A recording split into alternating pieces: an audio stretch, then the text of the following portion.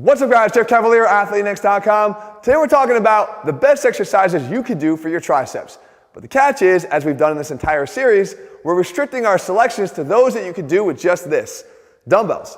Now look, we're not talking sacrifices here, because the gains you can make with dumbbells are just as good as anything else if you choose the right exercises. But that being said, what type of gains are we talking about? Because there's a lot of things we could be training for. So I want to give you guys the best selections for developing strength, power, hypertrophy with eccentric stress as the overload, a metabolic exercise combination to drive hypertrophy as well, a total body combination, which, yeah, they actually do exist when it comes to triceps, the corrective exercise, since I can never completely separate the physical therapist from the strength coach, and then finally, our miscellaneous exercise, which means something that doesn't really fit cleanly into another category. And in this case, when it comes to the triceps, an exercise that allows a maximum shortening or a maximum contraction of the triceps, because there aren't that many when it comes to dumbbells. So you guys ready? We're going to break them down here category by category.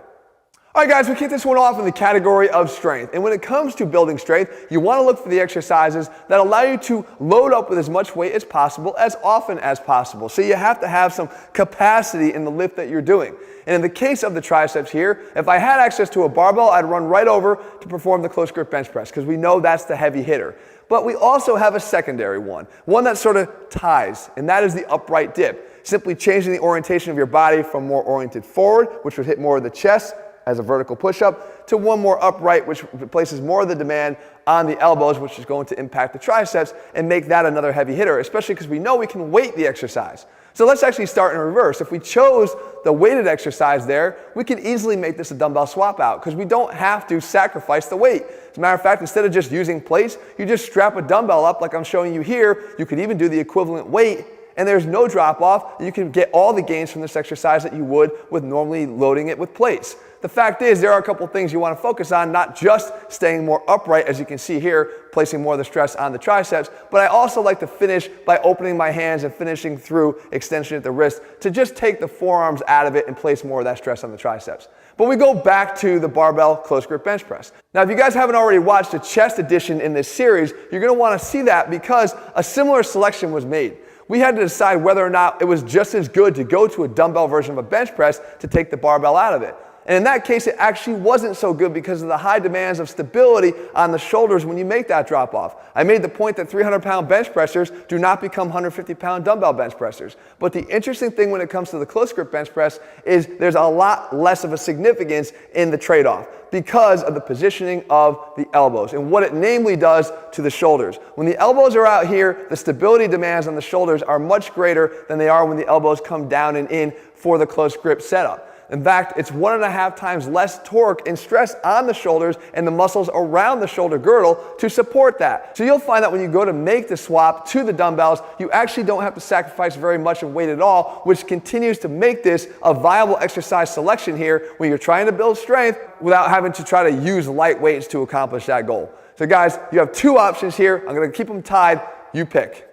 All right, next up we move on to power. And as we've discussed here before, when you're training for power, it's not just about trying to use exercises that allow you to move some weight, but more importantly, to move them quickly. There's a velocity component here. So you want to be explosive when you perform the exercise. And in that case, my best selection here is the dumbbell JM press. Now this is a modification of an exercise created by J.M. Blakely where we use a barbell traditionally, but again, I don't feel there's a significant drop off in doing it this way. The goal here is that we want to try to be explosive. We want to try to move this weight with some speed. So we select a weight that is heavy enough but still commandable for us to actually move in space. That initiation of the movement driven by the elbows and actually the shoulder joint itself is allowing an object in motion to stay in motion. Right? We're getting the inertia overcome by the movement of the elbows, not necessarily by the triceps, but once we get going, the triceps can mechanically take advantage and kick in and really accelerate that weight. But I have another option too. I have two ties here to start off this video. The fact is, as I pointed out in other videos, ideally when you're trying to train for power, if you can explode your body or the weight through the concentric with no deceleration component, because even in the JM press, at some point you're decelerating the dumbbells as they reach full extension to protect the elbows. We wouldn't have to do that if we set up here like this in a bodyweight plyo diamond cutter push-up. And the idea here is there is no limitation. You're pushing concentrically through the ground as explosively as possible, and the only thing that would stop you is the roof. And I don't think you're going to be able to push off the ground that hard to get there. As always with power here, guys, you want to train sub-fatigue, so take a series of repetitions here and stop them about 3 or 4 reps short, and the same thing would happen and apply with the JM press. All right, guys, we move on now to hypertrophy. And while we know that strengthening your muscles is a great way to create gains, we also know that those gains can potentially dry up because progressively overloading an exercise can actually hit a wall rather quickly. So you need some other weapons in your arsenal. And one of the best ways to do this is with eccentric overload of the muscle you're trying to grow. And we can actually do that great here with the lying dumbbell tricep extension. This is one of my favorite exercises, period. Why? Because we can get an enormous stretch on the triceps because of the positioning of the exercise. I'm able to lay down and get my arms up and over my head. And why is that so significant? Because we can place the stretch on the largest portion of the triceps, that being the long head, in the bottom of this exercise. Now, don't make the mistake that a lot of people do, and that is they bring the dumbbells all the way up until their arms are straight up over their body. You actually lose a lot of the tension applied to the triceps by doing that. Always keep them slightly angled backwards throughout the entire exercise. But here's where it gets even better. When you reach failure, we know that another way to elicit hypertrophy and muscle gain is to train through failure. Increase the intensity of your work. Go until you can't do any more reps of the lying extension concentrically, and now just drop the elbows and then flare them out to your sides to position yourself really at the beginning of a dumbbell bench press. So now we can call on the chest and shoulders to help us get those dumbbells back up to the top. And then eccentrically control the weight on the way down. You're looking to perform as many eccentric only reps as possible. And the only way you're going to be able to get these dumbbells back to the top is by calling on and utilizing the help of those other muscles. All right, while we know that eccentric and progressive overload are 2 ways to build muscle, we always know we have a third, and that option is actually one that utilizes a lot less weight. Matter of fact, it could be using just your body weight as it is in this example, and this is our combination of our floor dip into our close grip dumbbell push-up. Now, the dumbbells are actually props in this case. They're allowing us to maintain a neutral wrist positioning while we perform the first exercise in this combination, which is a floor dip. The most important part of this exercise is that we're getting our arm back behind our body to allow for a full contraction of the long head of the triceps. Perform 10 reps of this and immediately jump our body through to a close grip dumbbell push-up. Again, the wrist positioning is what's key here and being afforded to us by the use of the dumbbells. And we do another 10 repetitions here. Now we hop our body through and we keep going down. This is the descending ladder. Ideally going 9, 8, 7, 6 all the way down, but if fatigue is cutting you that short to the point where you can't do anything anymore, you have 2 options. Number 1, you can go and perform that in even numbers only, 10, 8, 6, 4, 2, or ideally you'll just mechanically lighten the exercise by dropping down to your knees in the push-ups or placing your knees in a bent position with your feet flat on the floor to perform the dip. The idea is, guys, metabolically, in order to achieve what you're trying to achieve, you have to be willing to go and fight through every single repetition once the burn starts. It's not about just getting to that burn. If you want to achieve the gains from metabolically stressed exercises, you need to be able to push through that burn as long and as hard as possible. This combination will allow you to do just that. All right, moving on now, we have our total body exercise for our triceps. And that probably sounds like an oxymoron, but it's true. We actually have a way that we can train our entire body and make the triceps be a driver of the movement. And that is with this overhead extension thruster. Now, you've probably tried the traditional thruster before, and you know that this exercise, while incorporating a heavy dose of the lower body, is being driven at the top of the movement by the strength and power of the shoulders. But we can extend the arms up overhead in a different way. We can let the triceps be the driver by getting our elbows out in front of our body. The additional benefit that comes from this exercise is it's going to demand proper thoracic extension, just like it would at the top of an overhead dumbbell squat. So you're kind of getting an additional benefit here that could fall more to the corrective, but I've got an exercise selected for that as well.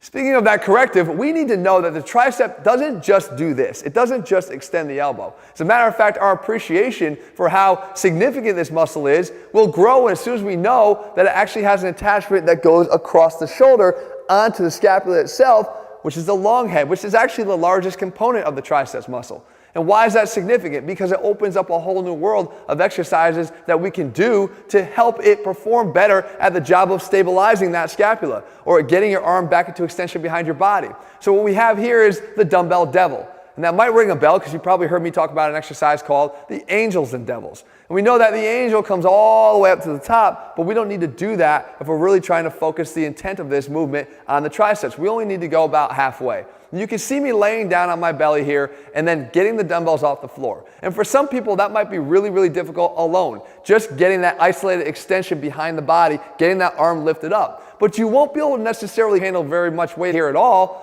if you don't learn to incorporate the other muscles that attach to the shoulder blade too and have actions on it, and therefore integrating muscles that prefer to work together. So we always try to do here when we can. And we can do that with this devil exercise. We get the rhomboids to participate. We get the rotator cuff to actually externally rotate the shoulder to get up in position, to get those shoulders off the mat, and to keep them off as we go through this arc. Again, you won't be able to use a heavy weight here, but that's not the purpose. This is a corrective exercise meant to integrate that triceps with those other surrounding muscles of the shoulder girdle for an all-important purpose and oftentimes an underutilized one.